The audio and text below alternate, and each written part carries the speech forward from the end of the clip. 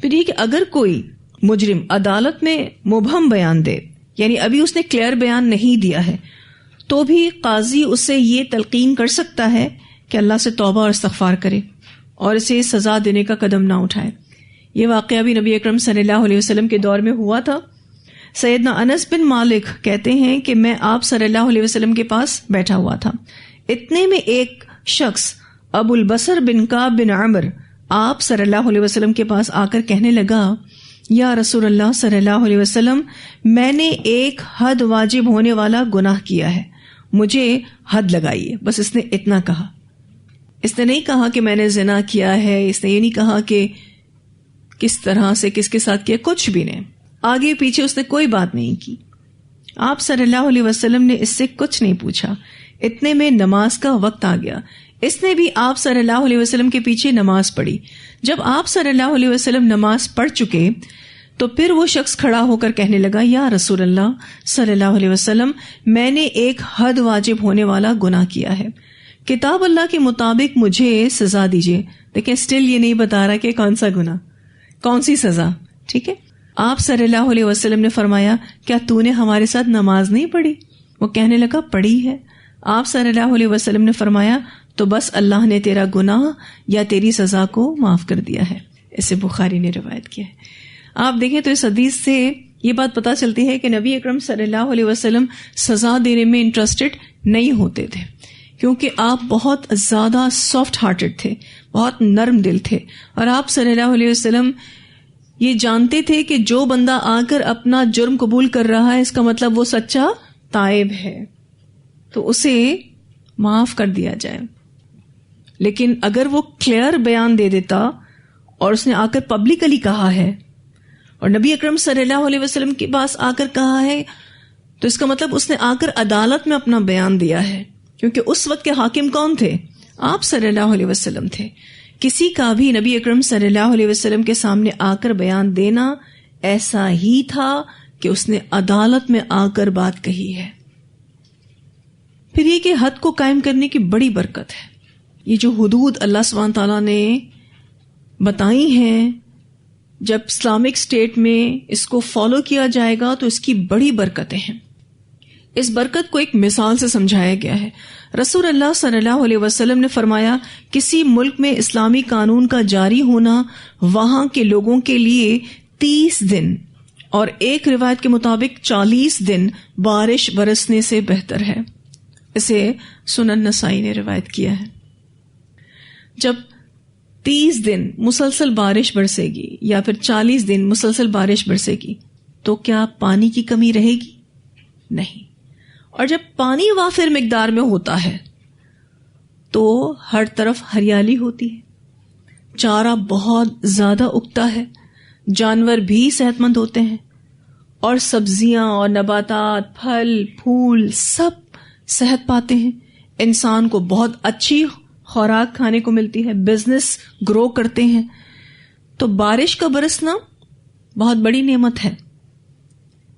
تو آپ صلی اللہ علیہ وسلم نے فرمایا کہ کسی بھی ملک میں اسلامی قانون کا جاری ہونا ایسا ہی ہے، کیونکہ جہاں بھی اسلامی قانون جاری ہوتے ہیں وہاں امن و امان بہت ہوتا ہے، کرائم ریشو بہت کم ہوتا ہے۔ تو obviously یہ بھی بہت بڑی بات ہے۔ آپ کو پتہ ہے کسی بھی ملک کا ترقی کرنا، اس کے لیے کیا چیز امپورٹنٹ ہے؟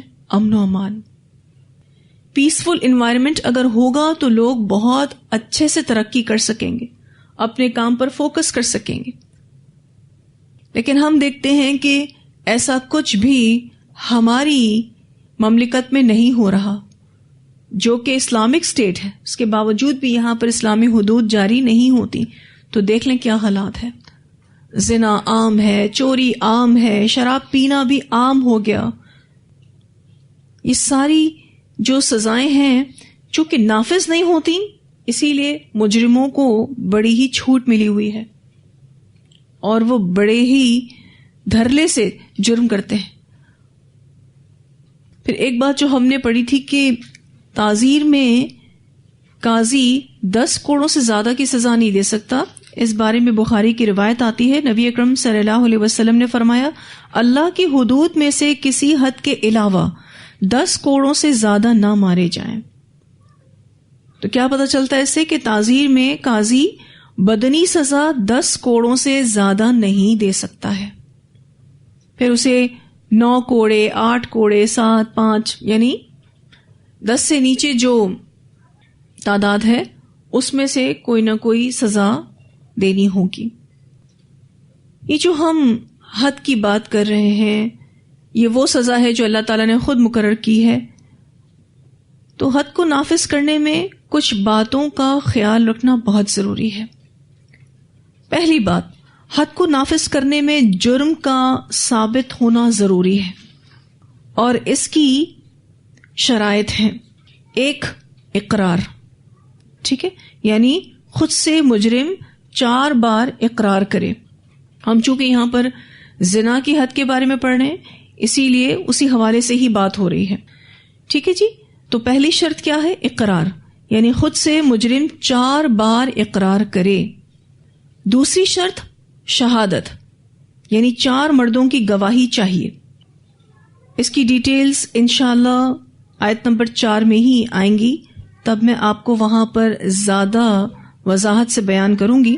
لیکن فی الوقت آپ دوسری شرط میں کیا لکھیں گے؟ شہادت، یعنی 4 مردوں کی گواہی چاہیے. گواہ مسلمان ہو، عاقل ہو، بالغ ہو، عادل ہو اور آزاد ہو. ٹھیک ہے. اب گواہ ایسا ہونا چاہیے. کیسا ہونا چاہیے؟ ایک تو وہ مسلمان ہو، ٹھیک ہے، پھر یہ کہ وہ عاقل ہو، بالغ ہو، عادل ہو اور آزاد ہو. اور ایسا گواہ یہ کہے کہ میں نے اس ملزم یا ملزمہ کو یہ فعل کرتے ہوئے دیکھا ہے. ٹھیک ہے، یعنی میں نے اسے حالت مباشرت میں دیکھا ہے. ایسے ہی کوئی عورت کسی مرد کے ساتھ کھڑی ہو کر بات کر رہی ہے تو یہ گواہی نہیں ہے کہ مجھے شک ہے کہ اس نے پھر مباشرت بھی کی ہوگی.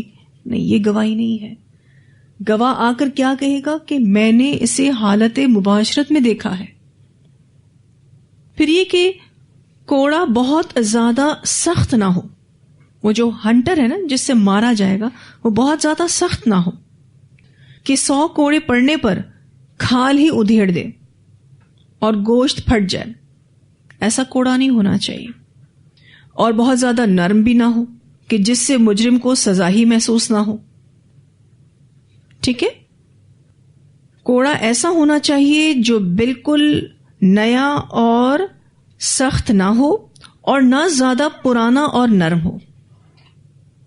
پھر یہ کہ جوڑ، سر، چہرے اور شرمگاہ کو چھوڑ کر مارا جائے گا. یعنی ان جگہوں پر کوڑا نہیں مارا جائے گا. کن جگہوں پر؟ جوڑ پر، سر پر، چہرے پر اور شرمگاہ پر. ان سب کو چھوڑ کر مارا جائے گا اور جسم کے مختلف حصوں میں بانٹ کر مارا جائے گا. یعنی کسی ایک حصے پر بھی نہیں مارا جائے گا ورنہ تو وہ حصہ ختم ہو جائے گا، بالکل وہاں کا گوشت پھٹ جائے گا. اور جب یہ کوڑوں کی سزا دی جاتی ہے تو مرد کو یہ سزا کھڑا کر کے اور عورت کو بٹھا کر دی جاتی ہے. پھر یہ کہ عاقل، بالغ اور آزاد پر حد جاری ہوگی، یہ بات میں آپ کو واضح کر چکی ہوں. اسی طرح لونڈی کی سزا آدھی ہے یعنی 50 کوڑے، یہ بات بھی میں آپ کو واضح کر چکی ہوں. سوال یہ پیدا ہوتا ہے کہ زنا کی اتنی سخت سزا کیوں ہے؟ کچھ وجوہات ہیں جس کی بیسس پر اتنی سخت سزا دی گئی ہے. پہلی بات، مظلوم کو ظالم سے محفوظ رکھنے کے لیے اتنی سخت سزا رکھی گئی ہے. اور بدامنی نہ پھیلے، لوگ عبرت پکڑیں، اس جرم کو بڑھنے نہ دیا جائے، اسی وجہ سے اتنی سخت سزا رکھی گئی ہے. کیونکہ زنا کے نتیجے میں بہت سارے لوگ متاثر ہوتے ہیں اور جیسا کہ میں نے آپ کو بتایا کہ لوگ عبرت پکڑیں تاکہ آئندہ کوئی اس جرم کی جرات نہ کرے. تبھی آپ دیکھیے کہ جب یہ حد جاری ہوتی ہے تو کچھ لوگوں کی پریزنس الاؤ کی گئی ہے. مومنین میں سے ایک گروہ آ کر اس سزا کو اپنی آنکھوں سے دیکھے. اور اب تو ایسا ہوتا ہے کہ سعودی عربیہ میں جب کوئی سزا دی جاتی ہے تو اس کی ویڈیو بھی بنتی ہے اور ان ویڈیو کو آفیشلی اپلوڈ بھی کیا جاتا ہے تاکہ دنیا میں جہاں جہاں بھی مسلمان اس کو دیکھ رہے ہیں وہ عبرت حاصل کریں. اسی وجہ سے آپ دیکھیے کہ سعودی عربیہ میں زنا کا ریشو، چوری کا ریشو بہت کم ہے. دیکھیں مجرم قسم کے لوگ تو ہر جگہ ہوتے ہیں، لیکن آپ دیکھیے کہ حدی سزاؤں کی برکت کیسی ہے. وہاں اتنا امن و امان ہے، آپ رات کو دیر سے بھی گھر سے نکلیں کوئی ڈر نہیں ہے آپ کو. پھر یہ کہ اللہ تعالیٰ نے جو یہ زنا کی سزا اتنی سخت رکھی، اس کی وجہ عورت کی عزت کا خیال رکھا گیا ہے، اس کی عصمت کا خیال رکھا گیا ہے. یہ بتایا گیا ہے کہ مرد اور عورت لذت کا سامان نہیں ہے، بلکہ یہ جو رشتہ جڑتا ہے شادی کا، یہ ایک بھاری ذمہ داری ہے. اور پھر اس سزا سے نسلوں کی حفاظت بھی کی گئی ہے. اور زنا کے نتیجے میں پیدا ہونے والے بچوں کی پیدائش کا سد باب کیا گیا ہے، کیونکہ زنا کے نتیجے میں جو بچے پیدا ہوتے ہیں ان میں احساس کمتری اور احساس محرومی ہوتی ہے، ان کی کوئی پہچان نہیں ہوتی، رشتوں کی محبت سے وہ محروم ہوتے ہیں. اس لیے اللہ تعالیٰ نے اس دروازے کو ہی بند کیا ہے. اور اتنی سخت سزا اس لیے رکھی گئی تاکہ رشتوں کا تقدس باقی رہے. زنا کی وجہ سے آپ دیکھیے رشتوں کا تقدس پامال ہوتا ہے. یوں سمجھ لیجئے اسلام میں آگ لگنے کے بعد بجھانے سے زیادہ آگ لگنے کو روکنے کے اسباب پر دھیان دیا گیا ہے، الحمدللہ. لیکن جب آگ لگ جاتی ہے نا تب تو بجھانی ہی پڑتی ہے. لیکن بہتر یہ نہیں ہے کہ ایسے اسباب اختیار کیے جائیں کہ آگ ہی نہ لگے. تو اسلام اس پر کام کرتا ہے. اسی وجہ سے یہ اتنی سخت سزائیں اللہ تعالی نے رکھی ہیں کہ غیر شادی شدہ مرد اور عورت زنا کریں تو ان کو 100 کوڑے لگیں گے. اور اگر ان کا گناہ بہت ہی زیادہ خطرناک ہے، سینسٹیوٹی اس کی زیادہ ہے، اس کے اندر گناہ کی جو قباحت ہے وہ زیادہ ہے، تو ان کو جلا وطن بھی کیا جائے for 1 year. اور جس شادی شدہ مرد یا عورت نے زنا کیا ہے تو اس کو رجم کیا جائے. اور اگر ان کا یہ گناہ زیادہ کبیح ہے، اس کی سینسٹیوٹی بہت زیادہ ہے، تو اس صورتحال میں ان کو پہلے 100 کوڑے لگائے جائیں اور پھر رجم کیا جائے. یعنی ایک نہیں 2 سزائیں دی جائیں.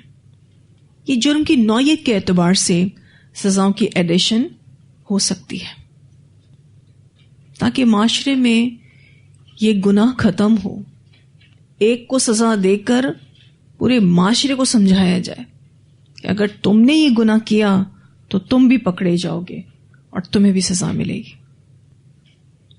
آج آپ کو پتا ہے کہ ہمارے ملک میں کوئی زانی پکڑا جاتا ہے، شادی شدہ ہے غیر شادی شدہ ہے یہ تو دیکھا ہی نہیں جاتا، ٹھیک ہے نا، اور اس کو زیادہ سے زیادہ عمر قید کی سزا دی جاتی ہے بس. حالانکہ اسلام میں کیا سزا ہے؟ اگر وہ شادی شدہ ہے تو رجم، اور غیر شادی شدہ ہے تو 100 کوڑے. اس 100 کوڑوں کی سزا آپ کو شاید بہت ہلکی لگ رہی ہو، لیکن یہ آسان نہیں ہے. مارنے والا جلاد ہوتا ہے، بیسٹ اس کی ٹریننگ کی گئی ہوتی ہے. جب وہ مارتا ہے نا تو لگتا تو وہ جلد پر ہے لیکن پورا کا پورا انسان ہل جاتا ہے. ایک کوڑا کھانا بھی بہت مشکل ہے اور اس کا پورا نشان جسم پر چھپتا ہے. یعنی 100 کوڑوں کے کتنے نشان؟ 100 نشان. اتنی ڈیفیکلٹ یہ سزا ہے کہ جو صحت کے اعتبار سے کم ہو وہ 10 سے زیادہ تو برداشت بھی نہیں کر سکتا. بہت کوئی صحت میں اعلیٰ ہو تو 20-30 ایک ساتھ برداشت کر لے، جو آج کل لوگوں کی صحت ہے، کہاں 100 کوڑے. تو ہمارے معاشرے میں زنا عام ہو گیا. اس کی وجہ یہی ہے کہ اسلامی سزا کا نفاذ نہیں ہے. حالانکہ آپ کو پتہ ہے تورات میں بھی زنا کی سزا شادی شدہ جوڑے کے لیے رجم ہے، نبی اکرم صلی اللہ علیہ وسلم نے ایک یہودی مرد اور عورت کو جو کہ شادی شدہ تھے اور زنا کر بیٹھے تھے یہی سزا سنائی تھی. وہ بھی اپنے امیروں کو رجم نہیں کرتے تھے اور غریبوں کو رجم کرتے تھے. یعنی انصاف کے تقاضے پورے نہیں ہو رہے تھے. اس وجہ سے یہودیوں میں بھی یہ جرم عام ہو رہا تھا. آج ہمارا بھی یہی حال ہے. جیسا کہ میں نے آپ سے ذکر کیا کہ بچوں کے ساتھ زنا عام ہو گیا ہے.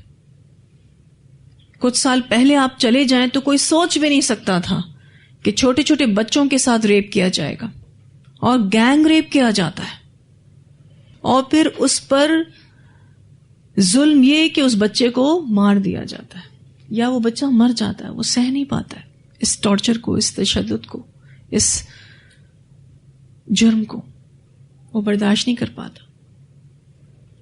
اگر اللہ کے حکم پر عمل ہوگا اور یہ سزائیں دی جائیں گی اور سب کے سامنے زانی کو سزا دی جائے گی تو انشاءاللہ یہ جرم ہمارے معاشرے سے ختم ہو جائے گا. لیکن یہ ساری ذمہ داری کس کی ہے؟ حکومت کی ہے, گورنمنٹ کی ہے. اگر وہ اپنی ذمہ داریوں کو پورا کرے تو معاشرہ بہت اچھا ہو سکتا ہے, عورتیں محفوظ ہوں گی. اسی لیے تو آپ دیکھیے سورہ نور سے پہلے سورہ احزاب اتری جس میں پردے کا حکم اترا, کیونکہ جب بے پردہ عورتیں معاشرے میں گھومیں گی تو وہ شیطان کا آلہ کار ہیں, پھر زنا تو عام ہوگا. اللہ سبحانہ تعالیٰ ہماری مدد فرمائے کہ ایسا معاشرہ ہمیں نصیب ہو کہ جس میں یہ ساری سزائیں جو اللہ نے مقرر کی وہ نافذ ہوں. اللہ تعالیٰ فرماتے ہیں الزانیۃ والزانی, زانیہ عورت اور زانی مرد, فجلدوا پس کوڑے مارو, کل واحد منہما ہر ایک کو ان دونوں میں سے, 100 جلدہ 100 کوڑے. واضح ہے یہ بات پوری طرح سے. یہ سزا کوڑوں کی جلد پر دی جائے گی, ٹھیک ہے, اور کس حساب سے دی جائے گی؟ جتنا وہ مجرم برداشت کر سکے. وَلَا تَأْخُذْكُمْ بِهِمَا, اور نہ پکڑے تم کو ان دونوں کے حق میں, رأفتن کوئی ترس, فی دین اللہ, اللہ کے دین میں, یعنی اللہ کے دین پر عمل کرنے میں. ان کنتم تؤمنون باللہ والیوم الآخر, اگر ہو تم ایمان رکھتے اللہ پر اور یوم آخرت پر. وَلْيَشْهَدْ, اور چاہیے کہ حاضر ہو, عذابہما, ان دونوں کی سزا کے وقت, طائفتن, ایک گروہ, من المؤمنین, اہل ایمان میں سے. کوئی ڈیلے نہیں ہوگا جب جرم ثابت ہو جائے گا تو, یعنی سزا میں کوئی تاخیر نہیں ہوگی, کسی قسم کا ترس نہیں کھایا جائے گا, بلکہ سزا کو نافذ کرنا واجب ہے. اور جب یہ سزا نافذ ہوگی تو مومنین کا ایک گروہ اس کو اپنی آنکھوں سے دیکھے گا تاکہ لوگ عبرت حاصل کریں, تاکہ لوگوں کی موجودگی میں اس مجرم کو بھی زیادہ ڈانٹ محسوس ہو, ذلت محسوس ہو, وہ اپنے کیے پر شرمندہ ہو. یہاں جو یہ بات ہوئی وَلَا تَأْخُذْكُمْ بِهِمَا رَأْفَةٌ فِي دِينِ اللَّهِ إِن كُنتُمْ تُؤْمِنُونَ بِاللَّهِ وَالْيَوْمِ الْآخِرِ, یعنی سزا کو نافذ کیا جائے گا, سزا کو دینے میں کسی قسم کا ترس نہیں کھایا جائے گا, ایون سزا کے معاملے کو ڈیلے بھی نہیں کیا جائے گا. اس بارے میں ایک روایت بھی آتی ہے, عائشہ رضی اللہ تعالیٰ عنہ بیان کرتی ہیں کہ قریش کو ایک مخزومی عورت نے جو چوری کا ارتکاب کر بیٹھی تھی پریشانی میں مبتلا کر دیا. یعنی یہ جو کیس آیا تھا اس وجہ سے جو فیملی تھی پوری پریشان تھی. انہوں نے آپس میں کہا کہ کون ہے جو اس عورت کے بارے میں رسول اللہ صلی اللہ علیہ وسلم سے گفتگو کرے, اسامہ بن زید کے سوا, یعنی اسامہ بن زید ہی نبی اکرم صلی اللہ علیہ وسلم سے اس بارے میں بات کر سکتے ہیں, کیونکہ وہ رسول اللہ صلی اللہ علیہ وسلم کے چہیتے ہیں. اسامہ بن زید کو جانتے ہیں, زید بن حارثہ کے بیٹے ہیں, اور زید بن حارثہ نبی اکرم صلی اللہ علیہ وسلم کے غلام تھے, اور آپ صلی اللہ علیہ وسلم نے ان کو اپنا منہ بولا بیٹا بھی بنایا تھا. پھر ایسی آیات اتری جس میں اللہ کے رسول صلی اللہ علیہ وسلم نے یہ بات تو واپس لے لی کہ منہ بولا بیٹا تو کوئی نہیں ہوتا، لیکن پھر آپ صلی اللہ علیہ وسلم نے ان کو آزاد کر دیا تھا اور اپنے بچوں کی طرح پیار کرتے تھے ان سے. پھر ان کی جو اولاد ہوئی اسامہ، تو وہ بھی بہت پیارے تھے آپ صلی اللہ علیہ وسلم کو. یہ بات تو آپ کو ویسے بھی پتا ہوگی کہ دودھ سے زیادہ میٹھی ملائی ہوتی ہے، تو بچوں کے جو بچے ہوتے ہیں وہ زیادہ پیارے ہوتے ہیں. تو جہاں آپ صلی اللہ علیہ وسلم امام حسن اور امام حسین کو اپنی گود میں بٹھایا کرتے تھے، وہاں ایک طرف اسامہ بن زید کو بھی بٹھایا کرتے تھے، بہت پیار کرتے تھے ان سے. اب یہ جو کیس آیا، اس عورت نے چوری کی تھی اور اب اس پر حد جاری ہونی تھی. اب اس وجہ سے سارے پریشان تھے اور کہا کہ اب اس عورت کے بارے میں بات کرنی ہے کہ اس کی سزا معاف کر دی جائے. اب یہ بات کرنے کون جائے؟ تو سب نے کہا کہ اسامہ بن زید ہی بات کر سکتے ہیں کیونکہ وہ نبی اکرم صلی اللہ علیہ وسلم کے چہیتے ہیں. چنانچہ اسامہ رضی اللہ تعالیٰ عنہ نے آپ صلی اللہ علیہ وسلم سے گفتگو کی تو رسول اللہ صلی اللہ علیہ وسلم نے فرمایا، اے اسامہ، کیا تو اللہ کی حدود میں سے ایک حد میں سفارش کرتا ہے؟ پھر آپ صلی اللہ علیہ وسلم نے کھڑے ہو کر خطبہ ارشاد فرمایا اور اس میں فرمایا، لوگوں، تم سے پہلے لوگوں کو اسی چیز نے ہلاک کیا کہ ان میں سے کوئی بلند رتبہ آدمی چوری کر لیتا تو اسے چھوڑ دیتے، اور اگر کوئی غریب آدمی چوری کرتا تو اس پر حد قائم کر دیتے تھے. سنو، اللہ کی قسم، اگر محمد صلی اللہ علیہ وسلم کی بیٹی فاطمہ بھی چوری کر لے تو ضرور میں محمد صلی اللہ علیہ وسلم اس کا ہاتھ کاٹ دوں گا. اسے بخاری نے روایت کیا ہے. یعنی حد کو جاری کرنے میں کوئی ترس نہیں کھایا جائے گا، خواہ وہ حاکم کی بیٹی ہی کیوں نہ ہو. اور یہاں تو نبی اکرم صلی اللہ علیہ وسلم نے اپنی مثال دی کہ نبی کی بیٹی نے بھی اگر ایسا کیا ہوتا تو بھی میں سزا ضرور دیتا. یہ ہے انصاف، اور یہاں اسی بات کو سمجھایا جا رہا ہے. اور پھر آخر میں یہ کہا گیا کہ جو بھی سزا دی جائے گی وہ پبلکلی دی جائے گی، چھپ چھپا کے نہیں دی جائے گی، تاکہ سبھی کو عبرت ہو. اتنی آیات کی تلاوت سنتے ہیں، پھر انشاءاللہ آگے پڑھیں گے. اعوذ باللہ من الشیطان الرجیم، بسم اللہ الرحمن الرحیم. سورۃ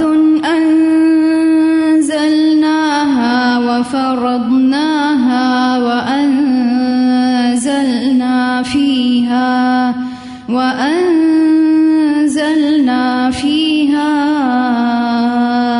آيات بينات لعلكم تذكرون. الزانية والزاني فاجلدوا كل واحد منهما 100 جلدة ولا تأخذكم بهما رأفة في دين الله إن كنتم تؤمنون بالله واليوم الآخر وليشهد عذابهما طائفة